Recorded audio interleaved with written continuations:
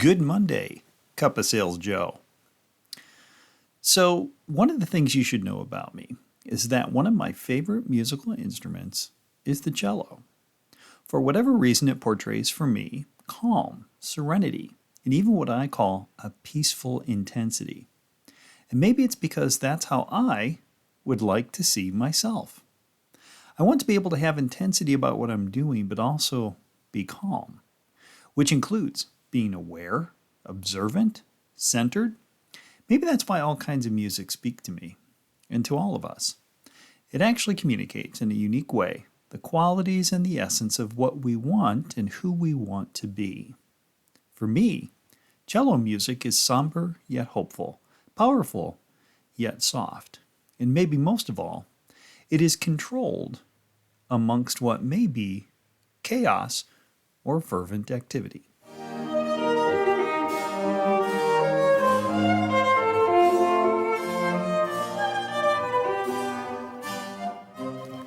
I think that if we can be those things, aware, observant, centered, then we can do good work and meet expectations, both those of others and our own. So today's theme is about how we can not only meet expectations, but realize whose expectations we're looking at, and the framework that we find ourselves comparing our work to.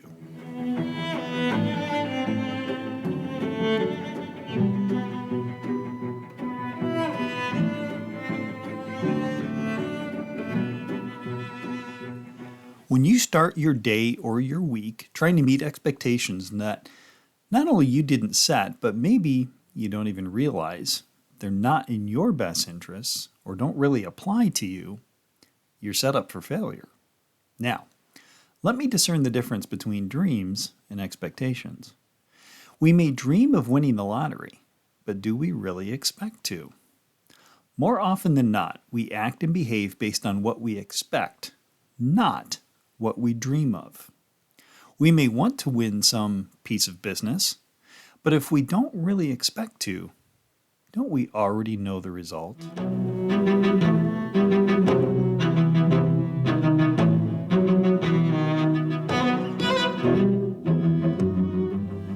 I realize that the economics of our work sometimes dictates some of our expectations, but the reality is that our own expectations will be more fastly held to and more impactful than any that are placed on us by others.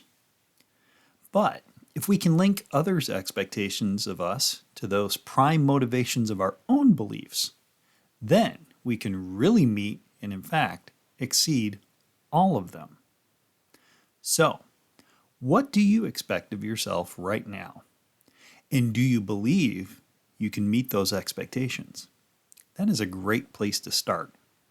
Because if you have certain expectations and yet you don't believe you can reach them realistically, then all you're doing is setting yourself up to see nothing but lack where you're falling short. Enough of that, and we know where that leads. We get stuck. At that point, we can do one of two things: lower our expectations or increase our abilities in our activity. Depending on the way your mind works, your experiences, and those around you, these can both work. But let's walk through them together.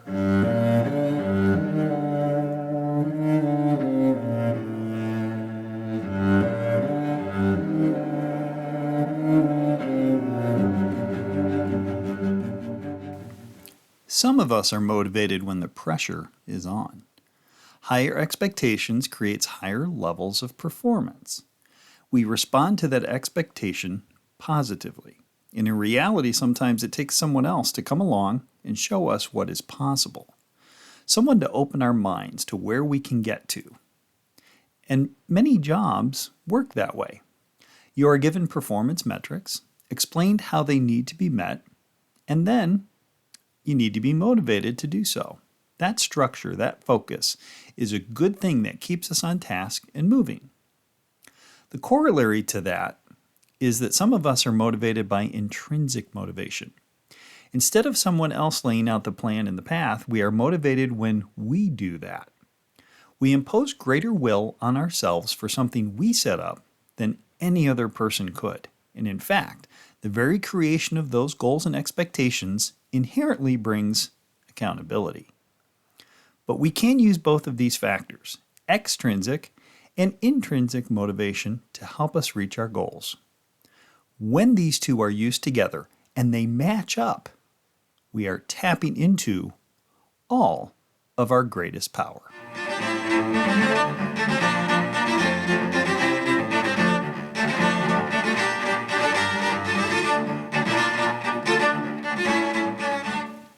The irony of expectations is what happens when we fail to meet them.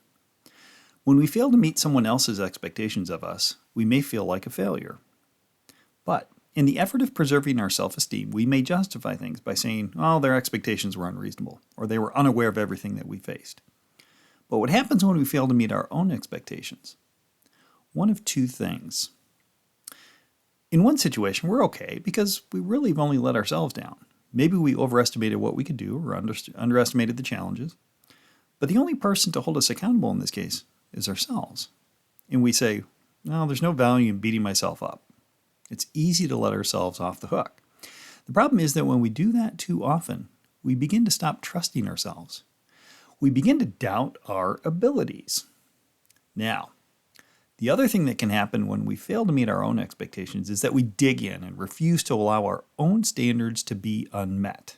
This is where, as psychologists say, the pain of not performing or exerting that effort is greater than the pain of actually doing it.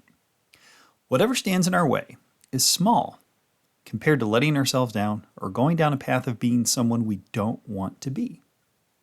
I have my own theory about this. I call it ALP, ALP. Also stands for acceptable level of performance.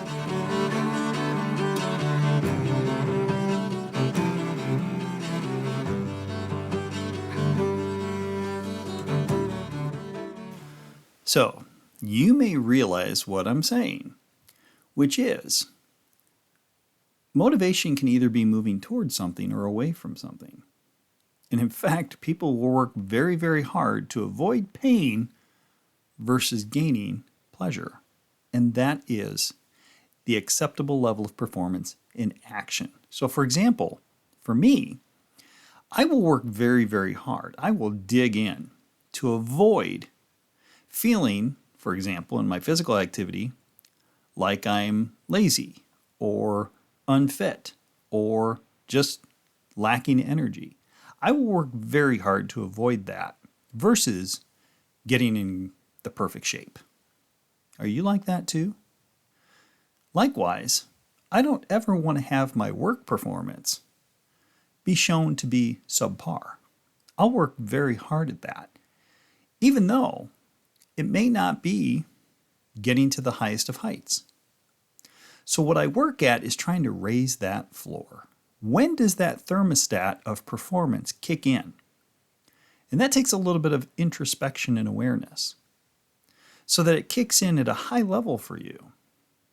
Once you can combine that with some very powerful, motivating goals, then you've got the working towards and the working away from working together.